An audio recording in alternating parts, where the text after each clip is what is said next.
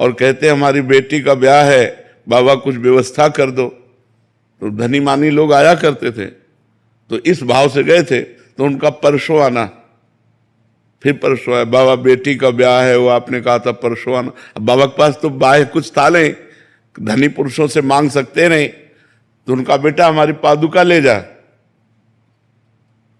अब वो एकदम कि रुपया पैसा की जरूरत है, पादुका की हमें क्या जरूरत, लकड़ी की पादुका। पर संत ने कहा, उसको सबसे बड़ी बात थी, संत ने कहा है तो आज्ञा पालन किया, पादुका सर पे रखी। अब बोला जो भगवान रचे होंगे, वो घर के लिए चल दिया।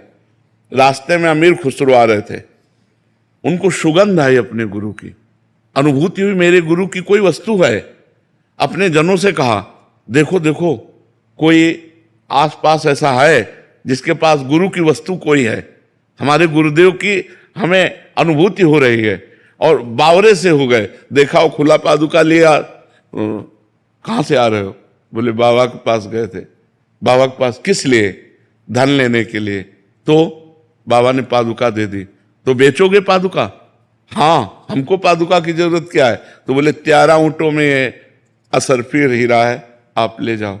मैं नौकरों सहित ऊंटों सहित और पादुका ली और गए, जाकर प्रणाम किया, पादुका रखी। गुरुजी पादुका ले आए। बोले कितने में?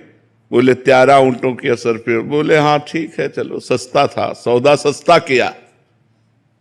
ये अनुभूति तभी होती है जब गुरु में परब्रह्म भाव हो, तन मन धन सब कुछ, सकल समर्पण प्राण धन, गुरु सेवा तज करे जे बान, यह अधर्म यह सब हानि, कान न रसकन में रहे, गुरु गोविंद न भेद कराए, संतत सकल सुनो चितलाए, श्री हरिवंश प्रताप जस। प्राणपन से गुरुदेव में जो समर्पित हो गए तो गुरुदेव का प्यार मिलता है, फिर सेवा मिलती है। समर्थ गुरु रामदास जी की सेवा में जो नजदीक शरीर सेवा में है वो तो 2 3 4 होंगे। तो औरों को ईर्ष्या हुई, उनमें एक सबसे ज्यादा हर बात उन्हीं से कहते थे समर्थ गुरु रामदास जी।